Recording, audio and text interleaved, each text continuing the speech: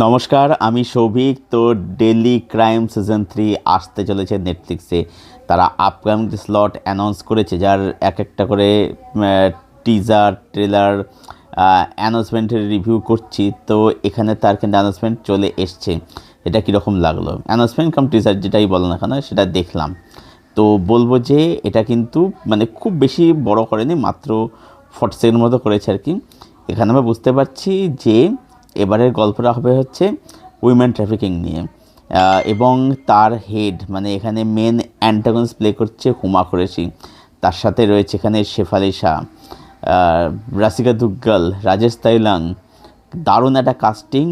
এবং daily crime season 1 কী লেভেলে ছিল সেটা আমরা সবাই জানি, এমনিতে এমনি পাইনি। তো সিজন 2ও দারুণ ছিল। তো সিজন 3 জন্য অপেক্ষা রয়েছি। দেখা যাক মেকার্সরা এবারে কি চমক নেছে, কী তারা নতুন করে, সেটা দেখবার মতো বিষয় হবে। তো আমার তো এটা বেশ ভালো লাগলো। তোমাদের কীরকম লাগলো ডেলি ক্রাইম অ্যানাউন্সমেন্ট? ডেফিনেটলি সেটা কমেন্ট করে জানাও। এবং এরকম আরও শর্টস পেতে চাইলে প্লিজ সাবস্ক্রাইব সিনেকানি YouTube channel. Thank you so much. Bye by.